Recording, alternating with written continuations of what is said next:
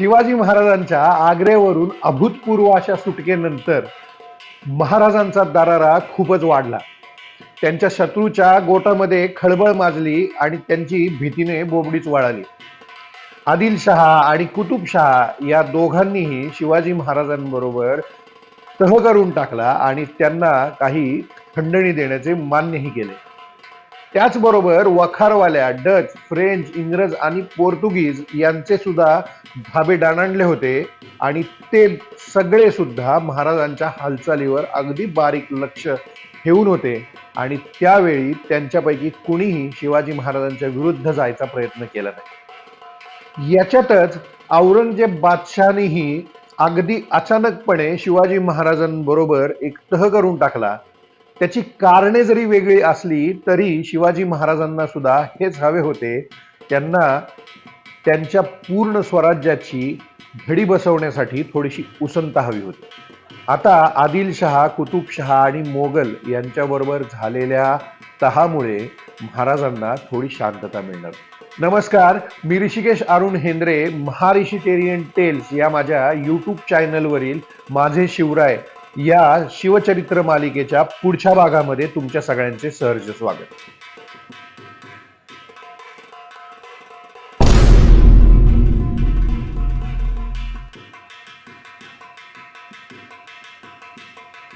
कलबुर्ग्याच्या म्हणजेच अहसानाबादच्या स्वारीनंतर शिवाजी महाराजांनी सिंधुदुर्गाचे वास्तुपूजन केले आणि ते राजगडी परतले.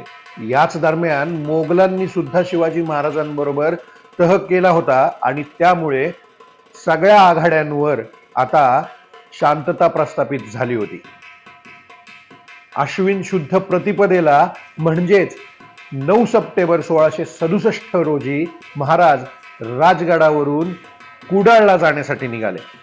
आदिलशाही आणि मोगली आघाड्यांवर शांतता नांदत असली तरीही कुडाळकडील काही देसाई गोवेकर पोर्तुगीजांच्या पाठिंब्यावर स्वराज्याला त्रास देत होते.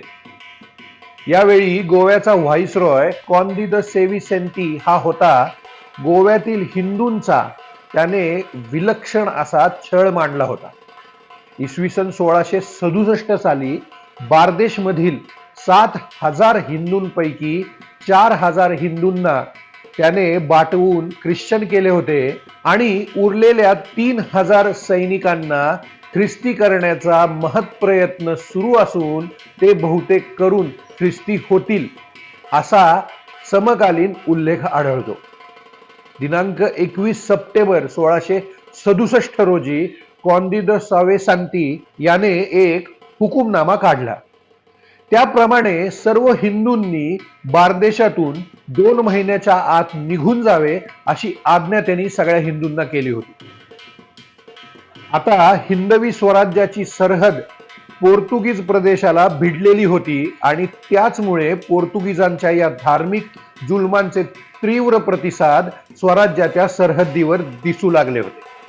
काही लोक गोवा सोडून स्वराज्यात येऊ लागले होते आणि स्वराज्याच्या सरहद्दीच्या भागामध्ये स्थलांतरित झालेले हे लोक आश्रय घेऊन राहू लागले होते. महाराजांच्या भीतीने पोर्तुगीजांच्या आश्रयाखाली गोव्यात पळून गेलेले लखम सावंत, केशव नाईक, केशव प्रभू इत्यादी कोकणातील देसाई गोव्यात राहून स्वराज्याला त्रास देण्याचे उद्योग करीतच होते. ते अकस्मात हिंदवी स्वराज्यावर थाळी घालीत लुटालूट जाळपोळ करून पुन्हा एकदा पोर्तुगीजांच्या हद्दीत पळून जात. पोर्तुगीजांनी त्यांना अभय देऊन आश्रय दिला होता आणि त्यांच्याच जीवावर हे लोक हे असे दुस्साहस करीत होते. दिनांक 5 सप्टेंबर 1667 रोजी कुडाळचा देसाई लखम सावंत याचा पुतण्या नारबा सावंत याने काही पोर्तुगीजांसह रात्री वेंगुर्ल्यावर अचानक हल्ला केला. वेंगुर्ल्याला डचांची एक वखार होती. डचांनाही त्याने बराच त्रास दिला. वेंगुर्लेकर डच हे महाराजांचे मित्र होते आणि त्यांनी महाराजांकडे तक्रार केली. यानुसार महाराज दिनांक 9 सप्टेंबर रोजी राजगडाहून कुडाळकडे जायला निघाले. धर्मांध गोवेकर पोर्तुगीज व त्यांच्या आश्रयाने पुंडावा करणाऱ्या देसायांना कायमचा धडा शिकवण्याची आवश्यकता आता त्यांना प्राकर्षाने जाणवू लागली. शिवाजी महाराज आणि पोर्तुगीज यांच्या या संघर्षाची माहिती घेण्याच्या आधी आपण जरा पोर्तुगीज सत्ता आणि गोवा यांची माहिती करून घेऊया. आपल्याला हा संघर्ष आणि शिवाजी महाराजांची भूमिका समजावून घेण्यासाठी याने मदत होईल. शिवराय आणि गोवेकर पोर्तुगीज यांच्यातील संबंध समजून घेण्यासाठी ही पार्श्वभूमी खूप महत्वाची आहे. पोर्तुगाल ही हिंदुस्थानच्या जलमार्गाचा शोध लावणारी सगळ्यात पहिली युरोपियन राजसत्ता. लक्षात घ्या, पहिली युरोपियन राजसत्ता. इंग्रजांच्याही आधी पोर्तुगीज भारतात आले आणि इंग्रजांच्या नंतर पोर्तुगीज भारतातून निघून गेले. म्हणजेच इसवी सन 1498 ते 19 डिसेंबर 1961 पर्यंत, म्हणजेच जवळजवळ 450 वर्ष पोर्तुगीजांचा भारताच्या राजकारणात आणि भूभागावर सक्रिय असा सहभाग होता. युरोपियनांच्या म्हणण्याप्रमाणे कोलंबसाने अमेरिका शोधून काढली असेल बापडी, कारण त्याआधी अमेरिका फारशी कुणाला माहीत नव्हतीच. आणि वास्को द गामाने भारत शोधून काढला.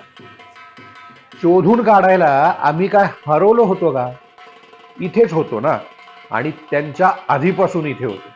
आणि अर्ध्यापेक्षा जास्त जगाला व्यापाराच्या मार्फत आम्ही माहीतही होतो. इसवी सनाच्या पूर्वी 250 वर्षापासून भारतामधून समुद्रमार्गे व्यापार चालत होता असे पुरावेही मिळतात. भारतातून पश्चिमेकडील आफ्रिका, अरेबिया, रोम, पर्शिया आणि अगदी युरोपात सुद्धा व्यापार चालत असे. तर पूर्वेला संपूर्ण साऊथ ईस्ट एशिया समुद्रमार्गे व्यापाराने भारताशी जोडला होता. अगदी महाराष्ट्राचा विचार केला तरी सातवाहन अगदी अरब आणि रोम पर्यंत व्यापार करत हळूहळू हा व्यापार युरोपमधील बऱ्याच भागांमध्ये घेऊन पोचले होते. आणि त्यातून जो फायदा होईल त्यामुळे भारतीय राजसत्ता आणि पर्यायाने भारत संपन्न होऊ लागला होता. पुढे अरेबियामधील इस्लामी उदयाच्या नंतर तिकडची परिस्थिती झपाट्याने बदलत गेली. भारताकडून युरोपला जाणाऱ्या समुद्री आणि खुष्कीच्या म्हणजे जमिनीच्या मार्गावरील मुस्लिम राजसत्तांचे वर्चस्व वाढत गेले आणि त्यामुळे व्यापाराला सुद्धा अडथळा तयार होऊ लागला होता. युरोपियन राजसत्तांना भारताकडे येणारे पर्यायी मार्ग याचमुळे शोधण्यासाठी बाहेर पडावे लागले. समुद्राचा आधार घ्यावा लागला, कारण जमिनीच्या मार्गामध्ये आणि पूर्वीच्या समुद्री मार्गांमध्ये मुस्लिम राजसत्ता खूप जास्त प्रबळ झाल्या होत्या. यातूनच ख्रिस्तोफर कोलंबस 1492 साली अमेरिकेला जाऊन पोहोचला आणि त्यानंतर वास्को दी गामा हा पोर्तुगाली नाविक केप ऑफ गुड होप भोवती पूर्वेकडे प्रवास करून 1498 मध्ये भारताच्या कालिकत येथे येऊन पोहोचला. हे दोघेही भारताच्याच नवीन मार्गांचा शोध घेण्यासाठी बाहेर पडले होते. पोर्तुगीजांच्या पूर्वी हिंदुस्थानच्या व्यापाऱ्यांचा अरब आणि रोमन व्यापाऱ्यांशी संबंध होता आणि पोर्तुगीज लोकांना हिंदुस्थान शोधण्यासाठी सुद्धा अरब नावाड्यांनीच मदत केली होती. पोर्तुगीज सुवर्णभूमी हिंदुस्थानच्या शोधात आफ्रिकेत पोहोचले. अरबांनी हिंदुस्थानची वाट त्यांना दाखवली आणि वास्को द गामा हा हिंदुस्थानात येऊन पोहोचला. पोर्तुगीज सन 1898 साली मलबार किनारपट्ट्यावर येऊन पोहोचले. तेथे चौकशी केल्यावर त्यांना विजयनगर साम्राज्याच्या बद्दल माहिती कळाली. पुढे 1565 पर्यंत त्यांनी विजयनगर साम्राज्याबरोबर व्यापार करून व त्यांच्या सेवेत राहून आपला देश समृद्ध करून घेतला. इसवी सन 1565 साली तालिकोटच्या युद्धानंतर विजयनगरच्या साम्राज्याचा अस्त झाल्यानंतर पोर्तुगीजांचे वैभवही अस्तंगत झाले असे सुप्रसिद्ध आंग्ल इतिहासकार रॉबर्ट सिवेल सांगतो. पोर्तुगाल हे युरोपातील एक छोटे आणि गरीब राष्ट्र असल्याने त्याची साधनही मर्यादित होती.